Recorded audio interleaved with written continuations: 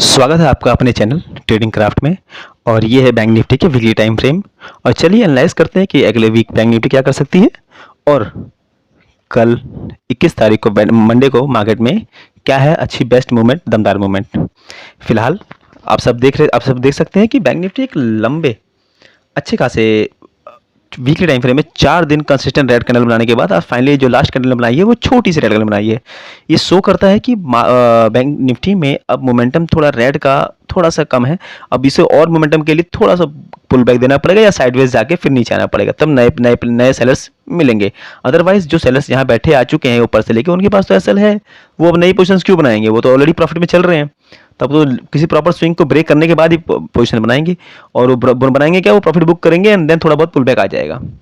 तो अब यहाँ थोड़ी प्रॉफिट बुकिंग आनी चाहिए, पुल बैक आएगा एंड देन फॉल करे, फर्स्ट कंडीशन। तो ये आपको बता दिया है। चलते हैं अब डेली टाइम फ्रेम में और देखते हैं मार्केट में क्या कुछ ट्रैपिंग कर रही है, क्या कुछ नया कर रही है हमारे लिए। तो फिलहाल देखो, हमारे डेली टाइम फ्रेम एक लेवल हम ड्रॉ करते हैं जो कि इंपॉर्टेंट है और अच्छा सपोर्ट एरिया है, जो हमें बेहद सपोर्ट करेगा हमारे टाइम में। वो है 43,400 के आसपास का एरिया। 43,000, सॉरी मैं थोड़ा ड्रॉ कर लूँ, 43,400। ठीक है, ये बहुत इंपॉर्टेंट सपोर्ट एरिया है। मार्केट यहाँ से अच्छा खासा टाइम बिताने के बाद एक बार दो बार 3 बार सपोर्ट लेके रेंज बना के मार्केट ने यहाँ ब्रेक किया, एक अच्छा मूवमेंट आके लेके आई। मार्केट 46,500 तक गई थी अप्रोक्स। तो 3 ईयर पॉइंट की मूवमेंट यहाँ से मिली थी हमें। तो मार्केट अब कंसिस्टेंट डायरेक्टली फॉल यहाँ तक कर रही है, बस प्राइसन बनाते हुए आपको क्लियर दिख रहा है प्राइसन बन रहा है मार्केट में। लेकिन अब देखो यहाँ जो स्लोप कैंडल्स बन रही है ना, हम आप कई बंदे ऐसे हैं जो सोचे के बैठे होंगे कि मार्केट में अब बाइंग आ जाएगी, बट स्टिल अभी तक बाइंग का कोई ऐसा सिनेरियो दिखा नहीं है। मार्केट ने कोई सभी अपर साइड का स्विंग तोड़ा नहीं है। फॉल करते हुए जो भी स्विंग बनाते हुए आती है वो स्विंग कोई ब्रेक नहीं किया। सबके जो हाई बन रहे हैं वो पिछले हाई से नीचे बन रहे हैं, लोअर हाइस का फॉर्मेशन चल रहा है। तो चलते हैं और आपको जल्द ही क्या नाम है 43,400 का लेवल देखने को मिल सकता है और मिलेगा भी। और उसके बाद मार्केट अगर पुल बैक निकलती है तो अब हमें नई बाइंग तो इसके ऊपर ही मिलेगी, 45,000 राउंड फिगर के ऊपर ही नई बाइंग मिलेगी।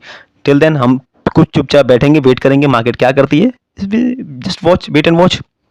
क्या है ना, मार्केट एक अच्छा सपोर्ट एरिया है। हमें आपको क्या लगता है ये सपोर्ट एरिया है? मार्केट यहाँ से अच्छी भागी थी अच्छा खासा टाइम बिताने के बाद, ऑलमोस्ट 1.5 महीने बिताने के बाद, 1-1.5 महीने बिताने के बाद मार्केट यहाँ से भगी थी ऊपर। तो आपको क्या लगता है कि मार्केट यहाँ से फॉल करी और ये डायरेक्ट तोड़ते निकल जाएगी? भैया ये सनी देओल की गदर, सनी पाजी की गदर की गड्डी नहीं है कि अमृतसर और सीधा तोड़ते हुए लाहौर निकल गई।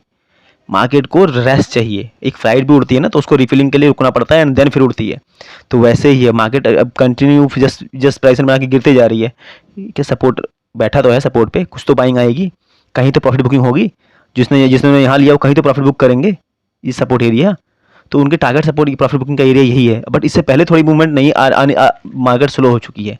स्लो इसलिए हो गई है कि मार्केट को ना कभी कुछ तोड़ना होता है ना, मार्केट यहाँ से चल रही है, इसको मान लो रेजिस्टेंस इसको तोड़ना है तो यहाँ ऑलरेडी स्लो हो जाएगी, टाइम बिताएगी एंड देन इसको ब्रेक कर जाएगी। क्योंकि यहाँ पे है कई लोगों के एसएल 43,500 के राउंड फिगर के आसपास कई लोगों के हैं एसएल। अब जब ये एसएल कटेंगे ना, ये एसएल कटेंगे तो ये जो मूवमेंट आएगी ना ये बहुत बूम फास्ट आएगी।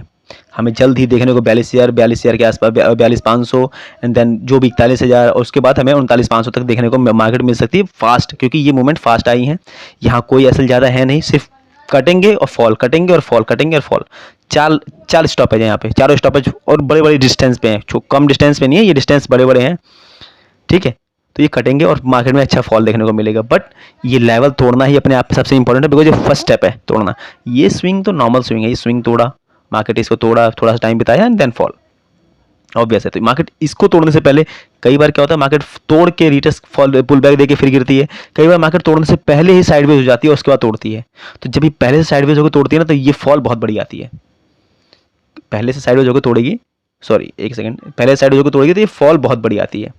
ठीक है, तो अब ये यही कर रही है। अब चलते हैं, मैं आपको दिखाता हूँ मैं स्विंग कैसे, कोई स्विंग नहीं तोड़ रहा है। 15 मिनट टाइम फ्रेम में चलते हैं और आपको मैं शो करके दिखाता हूँ।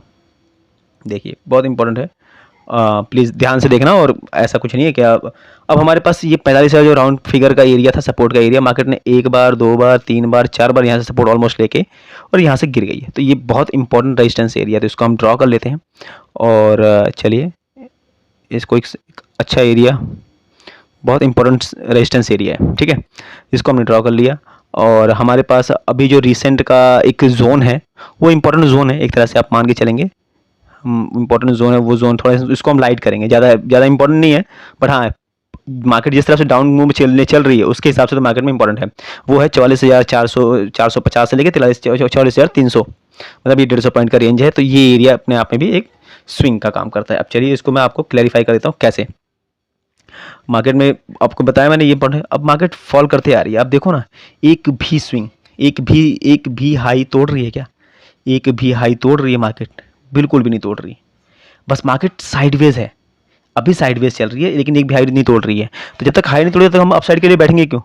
अभी हमें आपको ट्रैप कर रही है नए रिटेलर को, नए प्लेयर को, कि यार हम तो अब यहाँ से बाइंग लेके आएंगे बिकॉज ग्रीन ग्रीन बना रहे हैं। बट ग्रीन तो ये सिर्फ कैंडल्स ग्रीन बना रही है। बट आपको बताऊं, ये कहीं ना कहीं सिर्फ और सिर्फ ट्रैपिंग के लिए, सिर्फ कैंडल्स ग्रीन बना रही है, कहीं ना कहीं सिर्फ ट्रैपिंग के लिए। बिकॉज अब ये कोई भी स्विंग तोड़ना नहीं है, ट्रैप करना है। अब मार्केट कल किसी वजह से मुझे गैप डाउन मिलती है और फर्स्ट कैंडल ग्रीन दिखती है हाई के लिए, मैं तुरंत सी लूंगा। बिकॉज ये एरिया जहाँ है, यहाँ बायर्स बहुत अच्छे खासे बैठे हुए हैं। यहाँ प्लेयर्स के, बड़े प्लेयर्स के ऑलरेडी जीटी ऑर्डर लगे पड़े हैं, एल्गो ट्रेडर्स के एल्गो ऑर्डर्स लगे पड़े हैं। ये हमारे आप जैसे नहीं बैठे होते हैं, वो सिर्फ एक लेवल डाल देते हैं अपने सिस्टम में और उस लेवल पे लगा के बैठ जाते हैं कि जी यहाँ तक आएगी और इसे टच करेगी तो ही हमारा ट्रेड एग्जीक्यूट हो जाएगा। उनका वहाँ पे उनका एसएल भी ऑलरेडी सेट होता है कि हाँ जी 43,400 मान लो आ गई मार्केट, यहाँ पे आई, जैसे 43,390 का लगा लिया उन्होंने, 43,390 पे उन्होंने एंट्री रख ली और 43,200 का 300 का एसएल हो गया उनका, उन्होंने 43,300 का एसएल रख लिया। तो मार्केट 43,390 टच करते ही इसका एग्जीक्यूट हो जाएगा, ये इसके नीचे इनका एसएल हो जाता है अगर नीचे गई तो। अदरवाइज ये ऊपर बैठी तो ये लंबे रेस के घोड़े के लिए बैठते हैं, फिर इनको ये 45,000 का राउंड फिगर देखने को आराम से मिल जाएगा। छोटा एसएल, 100 पॉइंट का एसएल और आराम से 1400-1500 पॉइंट का मूवमेंट। ठीक है, सिंपल। तो वो हमारे जैसे नहीं होता कि यार नहीं यार एक ग्रीन बन गई, अच्छा एक और बन जाने देते हैं, यार नहीं बनी, चलिए अरे यार काश ले लिया होता है तो इतनी बड़ी बन गई, अब तो हम टारगेट ही मिल गया, अब क्या मिलेगा मुझे। वो इस तरह से नहीं बैठे होते हैं। तो यहाँ से बड़ी मूवमेंट आएगी, फर्स्ट कैंडल ग्रीन बनती है, हाई ब्रेक करेगी सी के लिए, मैं तो डेफिनेटली सी के लिए बैठूंगा और मैं ये फिर ये मूवमेंट भी लूंगा, ये लेवल हर स्विंग के पास मैं नजर बनाते चलूंगा और टारगेट बुक प्रॉफिट बुक करता चलूंगा।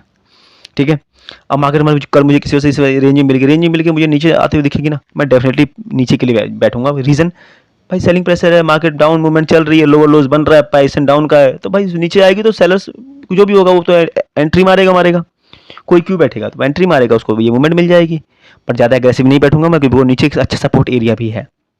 ठीक है, कल मार्केट मान लो किसी वजह से गैप अप होती है, जो कि चांसेस मुझे कम लग रहे हैं, बट अगर स्टिल खुल भी जाती है तो मार्केट के पास एक स्पेस है, मार्केट फिर से ऊपर जाएगी। मैं इस लेवल के आसपास क्या करती है, कुछ टाइम टर्म करके नीचे आती है, मैं डेफिनेटली पुट के लिए बैठूंगा। बिकॉज यहाँ से डायरेक्ट गैप अप खुल के ऊपर तो निकल सकती। रीजन है भाई, गाड़ी चल रही है, आप गाड़ी लेके जा रहे हो, सडनली आप यूटर्न तो नहीं मार लोगे ना। तो सेम है, गाड़ी चल रही है, एक भी हाई को ब्रेक नहीं किया है, सडनली कल हाई यूटर्न मार के निकल निकल जाएगी। ये चलती चलती वी शेप रिकवरी ले रही है, ऐसा कभी नहीं, ऐसा नहीं करती मार्केट। अगर इसको लंबा जाना है तो देखो करने में कुछ भी कर सकती है, बट इसको लंबा फिर ये सस्टेन नहीं कर पाएगी, फॉल करी जाएगी। तो सिंपल है, मार्केट को यहाँ जाए, कुछ टाइम बिताए, रुके एंड देन फॉल करेगी, मैं ले लूँगा।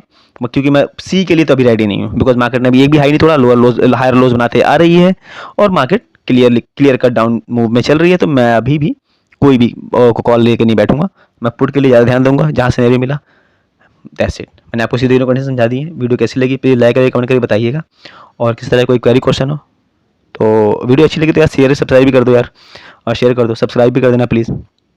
तो वीडियो देखने के लिए धन्यवाद, आपका दिन शुभ हो।